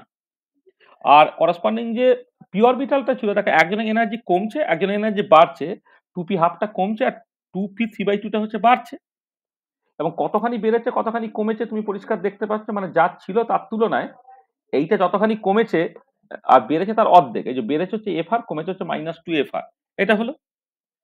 তাহলে এবারে দেখো যে এইখান থেকে এইখানে তোমার সকল ট্রানজিশন ঘটতে পারে, মানে ট্রানজিশনে কিন্তু সিলেকশন রুল, এটা পরে শেখাবো আর কি তোমাকে, মানে সিলেকশন রুল এই পার্টিকুলার কেসে যেটা হয় আর কি, মানে ডেল্টা এল ইকুয়াল টু তোমার 0 হয়, ডেল্টা এম জে এখানে ইম্পর্টেন্ট, ডেল্টা এম যেটা তোমার হতে হবে হচ্ছে 0 ±1, আর ডেল্টা এম এসটা সেটা অ্যাকচুয়ালি তোমার 0 হয়। This is the selection rule, এই সিলেকশন রুল। তাহলে এই সিলেকশন রুল অনুযায়ী দেখো তোমার খুব স্বাভাবিক ব্যাপার, মানে এটা আমি পরে যখন এক্সটার্নাল ম্যাগনেটিক ফিল্ড দেবো তখন দেখবে এই যে 2p হাফটা, জে এর ভ্যালু হাফ, মানে যে এম জে এর ভ্যালু প্লাস হাফ আর মাইনাস হাফ হতে পারে, ঠিক আছে? এইটা মানে এই পার্টিকুলার কেসে তোমার মানে মানে মানে কি বলবো এটা, তোমার এখনো পর্যন্ত এম জে তার এক্সিস্টেন্সটা না ভাবাই ভালো, কারণ এম জেটা তখন, যেমন দেখো এম এল কখন আসে, যখন এক্সটার্নাল ম্যাগনেটিক ফিল্ড তুমি দাও, ঠিক একই রকম ভাবে এম জেও আসবে যখন এক্সটার্নাল ম্যাগনেটিক ফিল্ড তুমি দেবে, তখন এই জে এর ভ্যালু হাফ হলে এম জে এর value plus half minus half, J এর ভ্যালু 3/2 হলে এম জে এর ভ্যালু +3/2 প্লাস হাফ হাফ -3/2, সেগুলো আমি পরে আলোচনা করব। তো যেটা কথা হচ্ছে এই দুটো ট্রানজিশনই তোমার অ্যাকচুয়ালি অ্যালাউড হচ্ছে এইটা। এবং দেখো তুমি এইখান থেকে এখন কি পাবে না, এখন যেটা আগে ছিল সকল একটা লাইন, এখন দেখো তুমি বেসিক্যালি এই দুটো লাইন পেলে। তার মানে যেটা দাঁড়াচ্ছে যে due to spin orbit coupling, alkali metal spectra is splitted into two lines. This is called the spin orbit coupling. এটাকে বলা হবে তোমার স্পিন অরবিট কাপলিং। সরি কি বলছি রে, this is known as the alkali metal doublet. এই যে একটা লাইন দুটো লাইনে যে ভেঙে গেল, এটাই হচ্ছে this is known as the alkali metal ডাবলেট।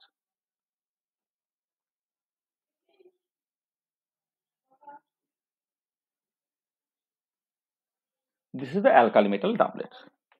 ঠিক আছে? দেখো এই হচ্ছে তোমার অ্যালকালি মেটাল ডাবলেট। হ্যাঁ, এই যে তুমি যখন সোডিয়াম দেখো তাহলে সোডিয়ামের কিন্তু যেটা সকাল ইয়েলো লাইনটা, সেই ইয়েলো লাইনটা কিন্তু তোমার একটা লাইন নয়, সেটা একটু দুটো লাইনের কম্বিনেশন।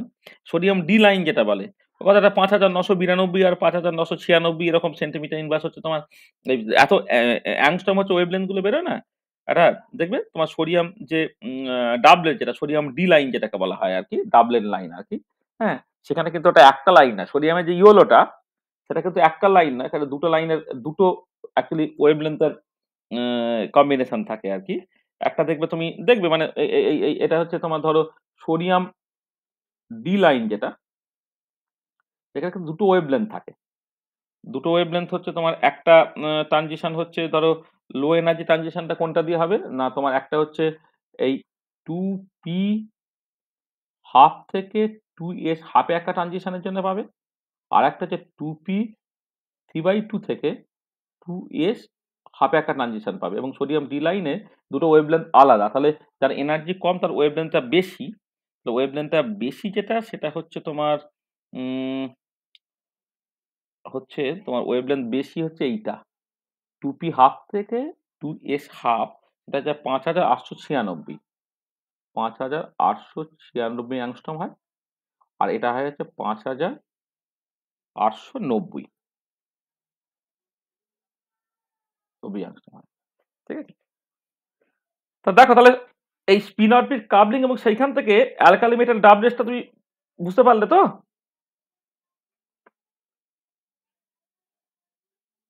ঠিক আছে? হ্যাঁ স্যার ঠিক আছে, হ্যাঁ স্যার ঠিক আছে।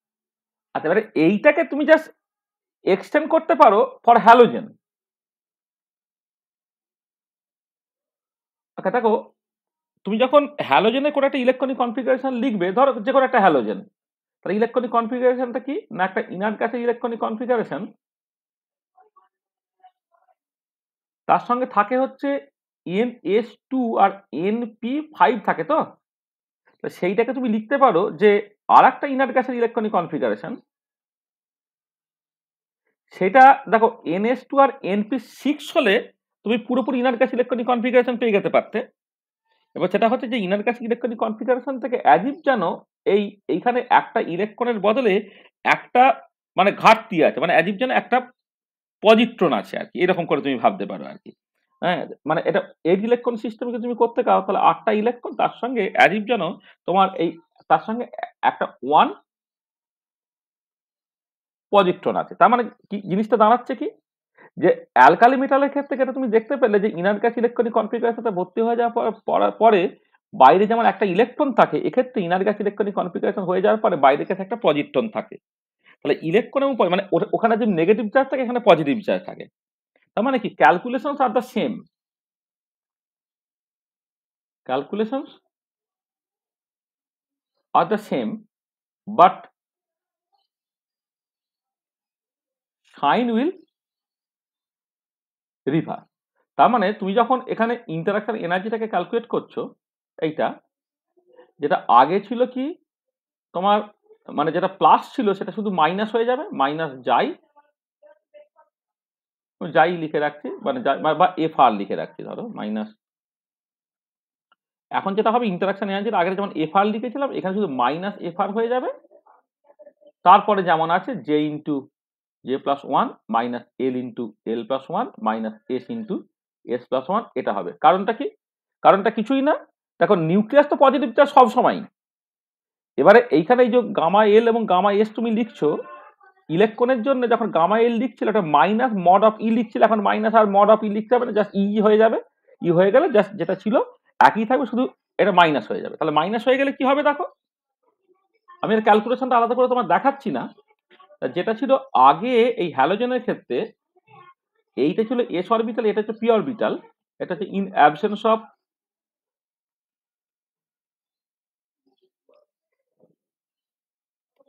Spin orbit coupling.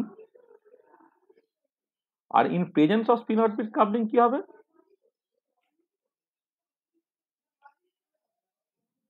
In presence of spin orbit coupling এইটা হচ্ছে তোমার যেমন আছে তেমন হয়ে গেল, এটাকে দুটো ভাগে ভাঙলো, একটা এইটা, একটা হচ্ছে তোমার এইটা। তাহলে এই যে স্টেটটা যেটা আগে ছিল এই 2s½ এইটা রিভার্স হয়ে গেছে। আগে ছিল এইটা 2p½ ছিল, এইটা হয়ে যাবে 2p², এইটা হচ্ছে 2p3/2 এইটা করে তারপর তোমার ট্রানজিশন যেমন হয় হবে। শুধু এই দেখো এইটা যে রিভার্স হয়ে গেছে, এইটা হচ্ছে হ্যাজ বিন রিভার্স। মানে বাকি সব একই। তোমরা যখন পড়েছো, যখন টার্ম সিম্বল ইত্যাদি ক্যালকুলেট করো, টার্ম সিম্বল তো একই হয় তুমি জানো। জাস্ট বেসিক্যালি যদি তোমার ওই D1 আর D9 একই, বা P1 আর P9 একই, D2 D8 একই, তোমরা সব জানো। টার্ম সিম্বল যেমন আছে তেমন হবে, শুধু এখানে ইলেকট্রনের বদলে পজিট্রন হয়ে যাওয়ার জন্য তোমার জাস্ট এই এটা পাল্টে গেল, আর কিছু না, বাকি সব একই আছে। আর আরেকটা ব্যাপার দেখো, যেহেতু অ্যাজ তোমার এই যে এই F8টা যদি বলে, F8টা ইজ প্রপোর্শনাল টু Z⁴, এইটা মানে এফআর এর মধ্যে কি আছে, শুধু h×2 একটা তুমি এক্সট্রা গুণ করে দিয়েছো। আদারওয়াইজ তো পিরিয়ডিক কাপলিং কনস্ট্যান্টটা ছিল, যেটা Z⁴ এর সঙ্গে প্রপোর্শনাল। তা যদি হয় তাহলে তুমি দেখো খেয়াল করে, ধরো আমি যদি এই একটা স্পেকটা দেখছি, এদিকে ইন্টেন্সিটি প্লট করছি, আর এদিকে ধরো ফ্রিকোয়েন্সি প্লট করছি, তা দুটো যে তুমি স্প্লিটিং পেলে, একটা হচ্ছে 2p3/2 থেকে 2s½ যাওয়ার জন্য, 2p½ থেকে 2s½ যাওয়ার, দুটো তুমি সিগন্যাল পাবে। আর ধরো আমি তোমার একটা একই স্পেকটাতে ইন্টেন্সিটি ভার্সাস ফ্রিকোয়েন্সি প্লট করছি, বা ওয়েভলেন্থ প্লট করছি, একটা ওরকম দেখতে, আর একটা ধরো তোমার এরকম দেখতে। মানে এইখানে যে গ্যাপটা ডেল্টা নিউ যদি বলো, এই গ্যাপটাকে যদি ডেল্টা নিউ প্রাইম যদি বলো, যেখানে ডেল্টা নিউ প্রাইমটা is greater than delta new.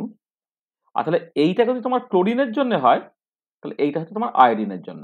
মানে আয়োডিনের যেহেতু মানে প্রোটনের সংখ্যাটা বেড়ে যাচ্ছে, তাহলে এই এই যে গ্যাপটা, যেটা বেসিক্যালি তোমার Fr এর সঙ্গে প্রপোর্শনাল, সেটা কিন্তু তোমার Z⁴ এর সঙ্গে প্রপোর্শনাল।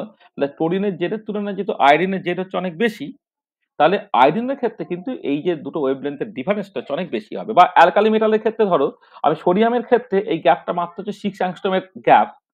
তুমি যদি সোডিয়ামের বদলে পটাশিয়ামে চলে যাও, রুবিডিয়ামে চলে যাও, সিজিএমে চলে যাও, তখন কিন্তু ওই যে ল্যামডার গ্যাপগুলো কিন্তু করসপন্ডিং বেশি হবে। ঠিক আছে, বুঝতে পারলে? তাহলে এই একটা ভীষণ ইম্পর্টেন্ট জিনিস আমরা করালাম, সেটা হচ্ছে স্পিন অরবিট কাপলিং করলাম।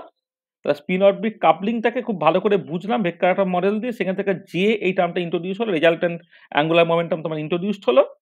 সেখান থেকে ইন্টারাকশনের যে ক্যালকুলেট করলে, তুমি অ্যালকালি মেটাল ডাবলেটটাকে জাস্ট কনসিডার করলে আছে। তার মানে আমি যেটা পড়লাম সেখানে মূলত আমি যেটা আলোচনা করলাম সেটা হচ্ছে, এখানে দেখো ওই এই যে স্পিন অরবিট কাপলিং বলেছে, এবং সেখান থেকে অ্যালকালি মেটাল বা হ্যালোজেন ডাবলেটস কেমন করে এক্সপ্লেন করতে হয় সেটাকে করলাম। আমি এখনো সেই 1 ইলেকট্রন প্রবলেমের ক্ষেত্রে আছি, এবং এখনো এই পার্টিকুলার শেষে আমি কিন্তু কোনো এক্সটার্নাল ম্যাগনেটিক ফিল্ড দিইনি। সেখান থেকে তুমি অ্যালকালি মেটাল ডাবলেটটাকে করে ফেলতে পারলে। তো আজকে আমরা বেশি কিছু করব না, কারণ আরেকটা এইখান থেকে আরেকটা ইম্পর্টেন্ট পার্ট আছে। যদি তোমার অরবিটাল অ্যাঙ্গুলার মোমেন্টাম আর স্পিন অ্যাঙ্গুলার মোমেন্টাম দুটোই যদি থেকে থাকে, তাহলে তোমার এটা ভীষণ ইম্পর্টেন্ট বলে আমি তাড়াহুড়ো করে দিচ্ছি না, তাহলে এক্ষুনি বলে দেওয়া যেত। নেক্সট ক্লাস আমি যেটা করবো, যে যদি orbital angular momentum spin angular momentum দুটোই থাকে, তাহলে টোটাল ম্যাগনেটিক মোমেন্টটা কত হবে। তখন তো অরবিটাল অ্যাঙ্গুলার মোমেন্টামের জন্য একটা ম্যাগনেটিক মোমেন্ট আছে, আর স্পিন অ্যাঙ্গুলার মোমেন্টামের জন্য একটা ম্যাগনেটিক মোমেন্ট আছে। তাহলে তার রেজাল্টেন্টটা তুমি কেমন করে লিখবে আর কি, এটা এই টোটাল ম্যাগনেটিক মোমেন্ট সেটাকে করা। সেইখান থেকে তোমার বেসিক্যালি এই ভীষণ ইম্পর্টেন্ট একটা জিনিস, ল্যান্ডেস জি ফ্যাক্টর। এই ল্যান্ডেস জি ফ্যাক্টরটা আসবে, তোমার মনে আছে কিনা দেখো। এই ল্যান্থানাইটস, অ্যাক্টিনাইটস, তাদের যখন ম্যাগনেটিক মোমেন্ট তোমাকে ক্যালকুলেট করতে হয়, এই ল্যান্ডেস জি ফ্যাক্টর দিয়ে করতে হয় আর কি। তাহলে ওর সাথে এর কানেকশনটাকে নিয়ে আসবো বলে এইটা আমি জাস্ট ভালো করে বললাম, এটা ল্যান্ডেস জি ফ্যাক্টর। তো এইটা আমরা প্রথমে আলোচনা করব। তারপর আমি যেটা আলোচনা করব, যে মানে স্পিন অরবিট কাপলিং আছে,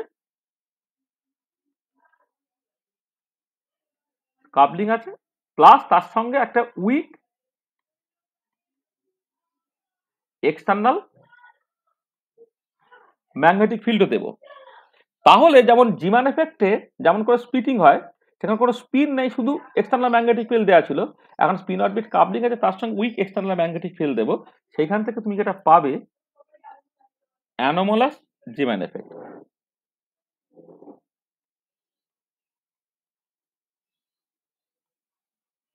জিম্যান এফেক্ট। তারপরে হচ্ছে তোমার নেক্সট যেটা করতে হবে, স্পিন অরবিট কাপলিং আছে, plus strong external magnetic field. Magnetic field সেখান থেকে তুমি যেটা পেলে, তখন দেখবে যে অ্যানামালাস জিম্যান এফেক্টে যে অনেক লাইন পাওয়া যাচ্ছিল, সেই লাইনগুলো আবার জুড়ে গিয়ে একটা লাইনে চলে আসবে, যেটাকে বলা হবে তোমার partial Back effect. Partial Back effect এইটা। তাহলে এই পুরো জিনিসটা আমরা মোটামুটি ঘন্টাখানেক সময় পেলে এই তিনটে জিনিস একসাথে আমরা বলে দিতে পারবো। হ্যাঁ, ওদের 1 ঘন্টা করে সময় লাগে, হয়তো একটা ক্লাসে হয়তো পুরোটাকে হলো না। হ্যাঁ, শিখে এটা এই পার্সেন্ট ব্রেক এফেক্টটাকে বলবো। তাহলে ওয়ান ইলেকট্রন প্রবলেমের যে স্পেকটা, সেই পার্টটা আমাদের শেষ হয়ে যাবে। আর সিলেবাসটা আমি আরেকবার দেখে নিচ্ছি, তোমার ওয়ান ইলেকট্রন প্রবলেম পর্যন্তই আছে নাকি মিনি ইলেকট্রন প্রবলেম আছে আর কি। তাহলে এই পর্যন্ত আমরা বলবো। এবারে নেক্সট যেটা অবশ্যই মানে অবশ্যই আমাদের পড়িয়ে দেবো, মানে থাকুক বা না থাকুক, সেটা হচ্ছে সবটা তো ওয়ান ইলেকট্রন প্রবলেমের ক্ষেত্রে করলাম, কিন্তু মিনি ইলেকট্রন প্রবলেম হয়, তাহলে কোথায় কি গন্ডগোল থাকছে আর কি, সেটাকে একটুখানি দেখা। দেখে সেইখান থেকে হচ্ছে তোমার ওই অ্যাটমিক টার্ম সিম্বল গুলোকে জাস্ট বলা মিনি ইলেকট্রন প্রবলেমের ক্ষেত্রে এটা। এবার স্পিন যদি তোমার এক্ষুনি থাকে, তাহলে তোমার পারমুটেশন অপারেটর থেকে মানে আইডেন্টিক্যাল পার্টিকেলের জন্য স্পিন, পাউলিজ এক্সক্লুশন প্রিন্সিপাল, এগুলোকে বলা দরকার। দেখো পাউলিজ এক্সক্লুশন প্রিন্সিপাল, হুন্স রুল, আবহাওয়া প্রিন্সিপাল সবই কিন্তু মিনি ইলেকট্রন প্রবলেমের জন্য। কিন্তু আমি যা কিছু আলোচনা করছি সবই এখনো পর্যন্ত ওয়ান ইলেকট্রন প্রবলেমের জন্য। তো এইখান থেকে তারপর আমাকে মিনি ইলেকট্রন প্রবলেমের ক্ষেত্রে চলে যেতে হবে। আমি সিলেবাসটাকে দেখে নেবো, সিলেবাসটাকে দেখে নিয়ে কতটা কি আছে সেই মতো করে। হ্যাঁ, তোমাদের পরীক্ষার যদি একটু তো সময় পাবো, আমি কয়েকটা এক্সট্রা ক্লাস নিয়ে আমি জাস্ট যতখানি মোটামুটি ভাবে একজন মানুষের ধরো এমএসসি লেভেলে জানা দরকার, কারণ এরপরে তুমি আর মানে অ্যাটমিক স্ট্রাকচার হয়তো ফিজিক্যাল স্পেশাল না পড়লে তোমার আর পড়া হবে না।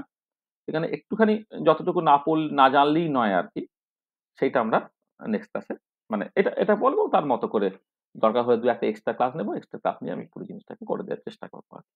ঠিক আছে, এই হচ্ছে যতখানি আমাদের পড়ানোর কথা ছিল। তাহলে আজকে আমরা এখানে রাখবো। আজকে কত নম্বর ক্লাস? 12 নম্বর, তাই তো? হ্যাঁ, হ্যাঁ। End of lecture 12। দেখো পুরো জিনিসটা সব ঠিক ঠিক করে বুঝেছো কিনা। আমি কম মানে মানে ক্লিয়ার ক্লাস নোট রেখেছি তোমার। হ্যাঁ, সেই ক্লাস নোটটা তুমি দেখবে, ভিডিওটাকে দেখবে। আমার মনে হয় তো পরিষ্কারভাবে কষে কষে সবকিছু দেখাতে পেরেছি আর কি। হ্যাঁ, তুমি একটুখানি বাড়িতে দেখো, একটুখানি অঙ্ক টঙ্ক আছে, কিন্তু মানে মনে হয় তো বোঝাতে পেরেছি। এবং তুমি একবার নিজে দেখো, নিজে দেখে যদি কোনো অসুবিধা, তার নেক্সট ক্লাস অবশ্যই আমায় বলো। ঠিক আছে, তাহলে বলো তোমাদের কি অসুবিধা আছে।